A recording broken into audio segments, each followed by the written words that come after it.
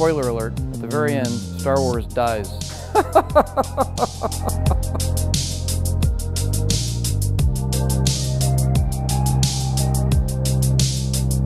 What's going on, everyone? Jeremy here from The Quartering, and I don't think many people would disagree with me that Kathleen Kennedy is a poor leader of this Star Wars franchise. Huge shout out to this video's sponsor, Manscaped.com.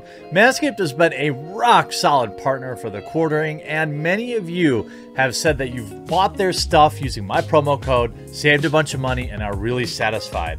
It's weird to say it, but I'm actually really excited for this because behind the scenes, Manscaped has been telling me that they've been coming out with their new Lawnmower 3.0 for a very long time, and to celebrate its launch, you can save 20% today.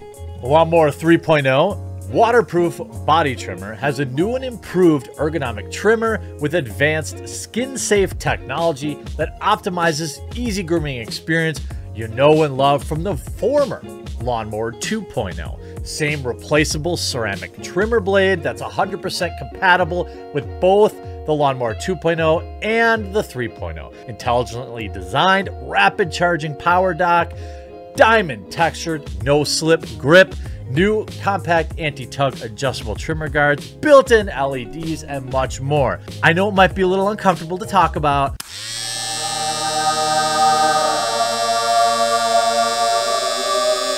but I'm telling you, taking care of that area pays dividends. I promise. So you support the channel, support the person in your life that's got to spend time down there by using my link in the pinned comment or description below and score your new Lawnmower 3.0 from Manscaped.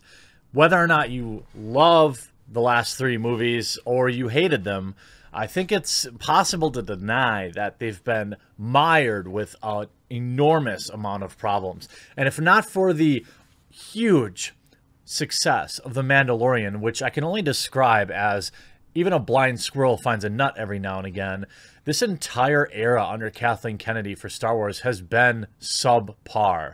If you're on my side of things, it's been awful. You can't keep the same director for a trilogy. You're changing the story up. You decide you want to cram social justice into movies, and then you want to change directors and try to win fans back with some fan service. It's pathetic. From the outside looking in, it's obvious you don't have any direction. Now, this isn't to say Kathleen Kennedy doesn't know how to do her job. I'm sure she does. I think that she didn't understand the Star Wars fandom. I think that she didn't deeply understand what kind of personal undertaking it is to make a Star Wars trilogy. And we see this in the fact that now they've backed off and they said, hey, we're not going to make any more trilogies. You know what that is? That's throwing in the towel. That's saying, we can't even handle one movie and do it right. I suppose you could argue Rogue One. I actually liked it. But nonetheless, Kathleen Kennedy has been the head that has just refused to roll in spite of so many people calling for it. And now with the latest information about the Obi-Wan Kenobi series getting rewrites, almost getting scrapped, one wonders how many mistakes is Kathleen Kennedy allowed to make? I mean, what is it going to take to fire this woman? I just don't understand. I think if we look at, by the way, shout out to that. It could be a lucky shot, but if you were here, I think it was Saturday I live streamed, and there was this rando website that said the Obi-Wan series was canceled. Twitter was freaking out about it. I was like, it's some random website. Maybe they did, in fact, have some true insiders, and credit where credit is due, because today, according to, or yesterday, late in the afternoon, The Hollywood Reporter came out and said Obi-Wan Kenobi series on hold as calls go out for brand new scripts. Ewan McGregor and director Deborah Chow remain attached to the Disney Plus project. Disney Plus and Lucasfilm Star Wars series centered on Obi-Wan Kenobi has been put on hold as the companies attempt a retooling, multiple sources tell The Hollywood Reporter. The effort, in which Ewan McGregor was set to reprise his role as the famed Jedi Knight, was in the throes of pre-production. Imagine you get that far along the line and you've just tossed it all away. The project had Hossein Amini writing and directing in Deborah Chow, who became the first ever female Star Wars director thanks to her work on Disney Plus's buzzy series, The Mandalorian. Sources say that the show was even screen testing actors opposite of McGregor. Sources tell The Hollywood Reporter that the scripts, only 2 were written, and the story became an issue that the entire package had to be jettisoned. Lucasfilm is now on the hunt for a new writer to pen the series. At the same time, sources the project is being reconfigured from 6 episodes to 4. Yikes. So my guess is they probably had some level of budget, and this whole retooling at the last minute has caused them to now cut episodes. Essentially, it's not even a series now. It's a mini series, 4 episodes. I mean, that's, you know, maybe an hour and 40 minutes of programming, maybe less. This is not the first time that Kathleen Kennedy has meddled in and decided she knew better than long-term directors. We saw mid-stroke directors like Ron Howard having to come in and pick up the pieces in the middle of production. We saw there's this saying, you don't change horses in the middle of the river, or whatever it is. Essentially, you know, you're in the mess, you keep going all the way through. It's just too dangerous and bad to do so. And that's exactly what this looks like. The article continues to say it's unclear when the show will ramp up again, although insiders stress that McGregor remains attached to the star and Cho remains the director. Disney has no comment. This development follows social media rumors a week ago that the series was canceled. Those posts proved premature, but did expose the project was facing problems. It's unclear why scripts became an issue so late in the process. It's clear to me Kathleen Kennedy doesn't know what the heck she's doing. One source says the Kenobi story trod similar ground as The Mandalorian, seeing the Jedi Master lending to a protective hand to a young Luke and possibly even a young Leia, perhaps mirroring The Mandalorian took Baby Yoda under his protective custody. Disney had never unveiled an expected release date for the Obi-Wan series. Hours after the news broke, IGN caught McGregor at an event. He told the outlet he did not expect the release of the series would be delayed, but noted filming would shift from the summer to January 2021. I would say that shifting filming back 6 months seems highly likely that the release would be delayed.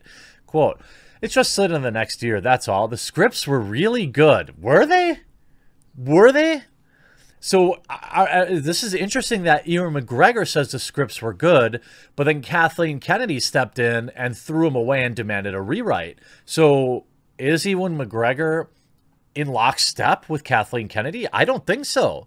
This could be some serious internal turmoil here. Now that episode 9 came out and everyone at Lucasfilm has got more time to spend on writing, they felt they wanted more time to write the episodes. Last August, McGregor surprised Star Wars fans by walking out on stage at D23 to confirm that he would be playing Kenobi one more time. In 2017, THR broke the news that Disney and Lucasfilm was developing a spin-off to be directed by Oscar winner Stephen Daldry, but those plans were also scrapped after the poor performance of another standalone Solo, a Star Wars story, which they lost money on, by the way.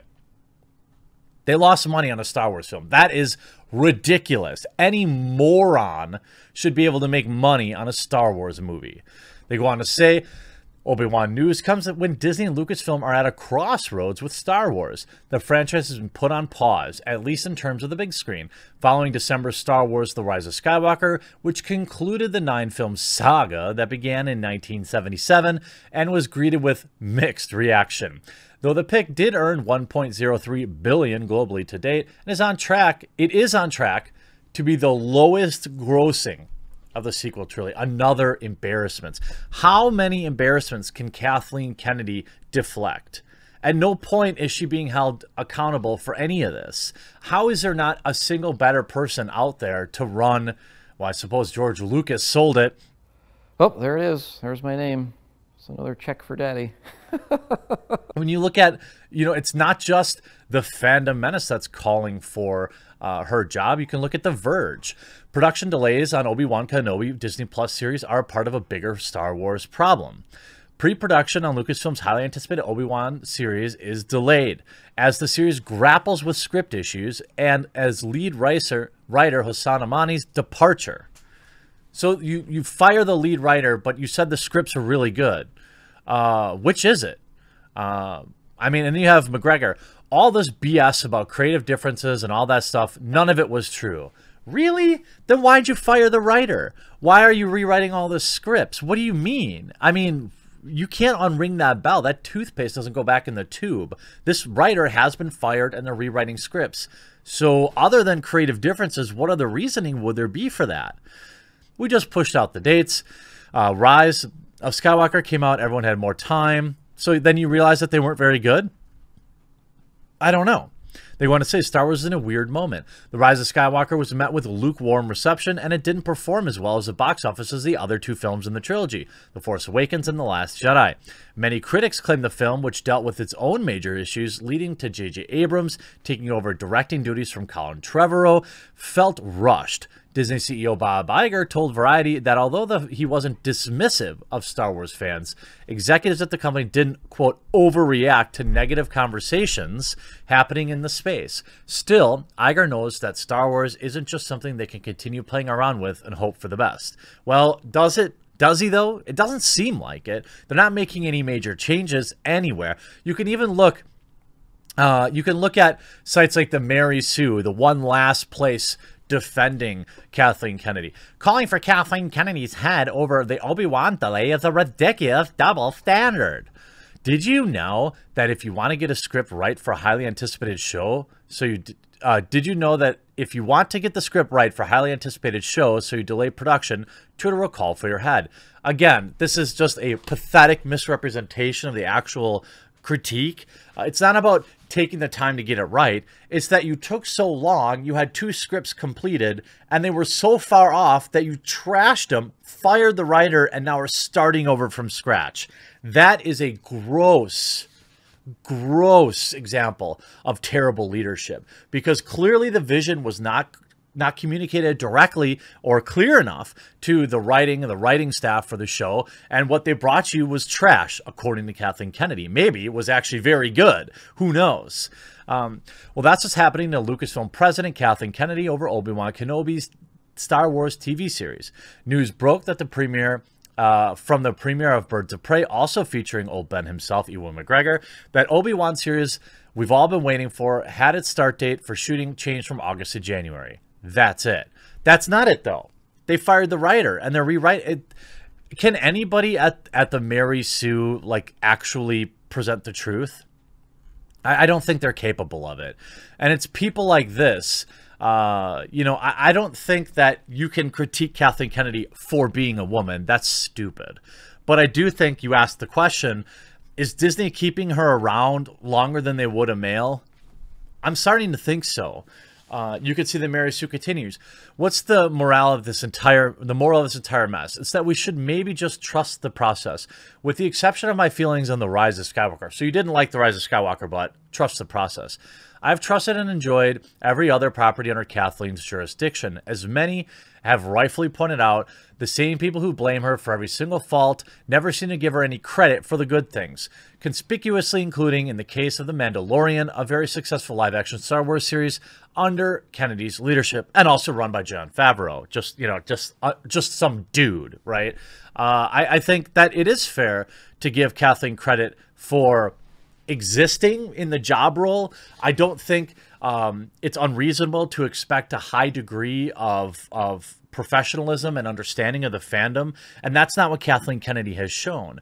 I'm not going to give her credit for putting out The Last Jedi, one of the most divisive films, probably the most divisive Star Wars film other than the Christmas special. All right, you don't get credit for that. You don't get credit for the abomination that was The Rise of Skywalker. You don't get credit for allowing the media to alienate your fandom. You don't get credit for letting toy sales completely tank with terrible, unforgettable characters that nobody gives a damn about. You don't get credit simply for showing up for work. You get credit for being great, and Kathleen Kennedy has been anything but. Hope you enjoyed this video. We'll talk to you again real soon.